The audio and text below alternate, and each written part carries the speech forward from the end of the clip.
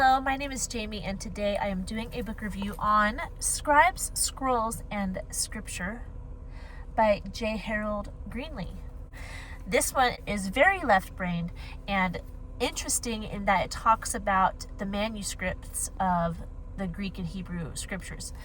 It is not a long book. It is only 97 pages. It was published in 1985. But it has a lot of good information, and probably the coolest thing that I read while reading this book is how many manuscripts there are of the scriptures. So you have these really, really old historical figures. A lot of them only have a few mentions of their name in historical books. There may be up to 100, and that's really generous. Usually there's only less than 10. Depending on what historical figure you're talking about. Whereas the Bible has thousands of manuscripts of different books of the Bible. And it's just so interesting that people discount scripture and say it's not true, it's not historical, so-and-so didn't exist, when we have more evidence of these people's existence than historical figures that everyone takes for granted that they're real and that they existed. It's just, that part was interesting to me, that a lot of people, especially online, like on social media, if you try to tell them that the Bible is real, that what it says is true, they're like, absolutely not, you're stupid for believing in fairy tales. But in reality, there's more evidence for these scriptures being real than there is for someone like King Tut, Anyway, that was pretty interesting to me. So the chapters in this book, let me go over them briefly. How ancient manuscripts were written. This chapter was very interesting. It talked about how at the beginning people used wax tablets and a little stylus to kind of scratch into the wax. They had papyrus, and then here's a little picture of a papyrus plant, and it talks about how they used the plant to make not really paper, but it was papyrus. It was like paper made of papyrus that they would write on. How they put strips of it together to make the paper. How they used scrolls. So it's like the evolution of writing, the evolution of writing materials, and how they came about to put scripture on them. Reed pens, like a sharpened reed or a sharpened stick that they used to carve into the wax. Quill pens. So this whole chapter is just really interesting because it talks about how people used to write down scripture. Codex. We're getting closer to actual paper because it's in a book form. It has pictures of the manuscripts. It talks about where around the world they are and what are the most important ones. It talks about the Textus Receptus and the Byzantine manuscripts. It talks about the difference between autographs, which are the original manuscripts, and copies.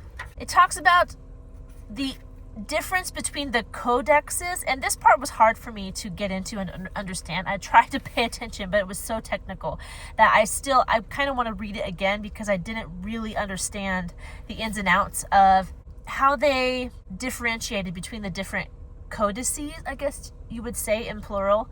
And there was this graph about how different sets are very similar, so they're considered families of manuscripts, and certain families have different traits and all this different stuff. It was very interesting but hard to follow at times because in this little book there's so much information. It mentions different people who had a hand in making the Bible more available to people. It says determining the correct reading of the text. So this whole section, it's divided up into smaller sections, but this last half of the book is talking about variance in the text. And a lot of critics of the Bible will say, not all the manuscripts are 100% the same, so how can we trust them? And this book goes into detail explaining how people critique the manuscripts and figure out what is true and what isn't. Overwhelmingly, most of the manuscripts agree on what is being said, which is amazing considering there's like thousands of them. And when there is a difference, it usually doesn't affect the theology of whatever book they are copying, because a lot of the manuscripts are copied. They didn't change scripture. They were just scribes that sat down and was like, this is an important document, I need to copy it down. So they did their best to copy it word for word, line for line, as they had received it. But due to human error, some of the words would be not copied exactly, especially if they're looking at somebody else's handwriting. We know in modern day that sometimes when you're looking at another person's handwriting, you're not quite sure what letter they had written down or their punctuation, stuff like that. Well, same thing when they were copying the Bible, they'd be looking at somebody's manuscript, and sometimes they would not write the correct letter even. And one letter in the Greek can change the whole word. So that did happen, but in all or most of the times when it did happen, it didn't change the theological meaning of the text. And because there's so many manuscripts, they can be compared to one another. And a lot of times, if there's a difference in this one manuscript,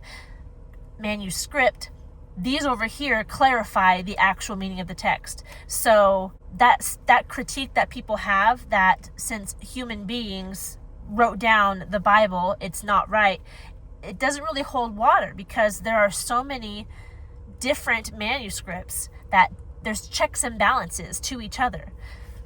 Also, if you pick up so many different versions of the Bible, they will have footnotes, and if something is unclear, they'll tell you. A lot of them will. There'll be a little footnote next to a verse or a word, and on the bottom of the page it'll say, other manuscripts say this, or this could mean this word or this word.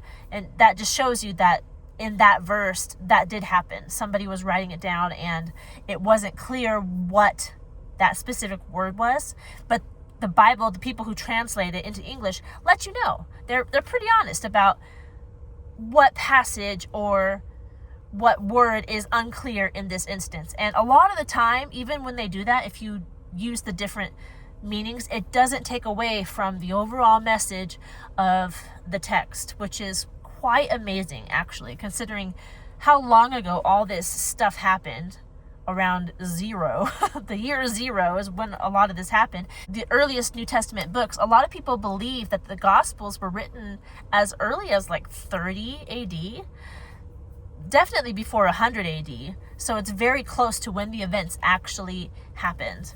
I did really enjoy reading this book. It didn't take me too long to get through it. I read a lot of books at the same time, so I read just a couple pages of this a day, and I went through it pretty quick. I enjoyed it. I'm definitely keeping this book because I think I might want to read it again, because I want to get a better understanding of how manuscripts were made, how they are studied, and I'm very grateful that there are scholars that spend their time studying these manuscripts to understand them better and to know what are more accurate ways to translate these words. I would recommend it to anybody who loves the biblical text, who wants to know more about how it came to be, how writers copied it and brought it to us. A lot of that is in here, and this book actually made me more I was already confident in the legitimacy of scripture, but this book gave me more confidence. There is so much evidence for the fact that the Bible was copied meticulously to bring us the message of the gospel and the message of doctrine and history. It's just a good book to have on your shelf, one that you can learn from and to see the ins and outs of how the scripture came to be. Very interesting, very encouraging, and full of the evidence of the legitimacy of scripture. So highly recommend it. I enjoyed it a lot. That's all I have for you today. I'm trying to think of anything else I could bring to you about this book. I think I covered everything. I don't really have a reading level for it. I would say late high school, college age and above. It's very technical, and unless high school students are interested in this sort of thing, then I could see them enjoying it.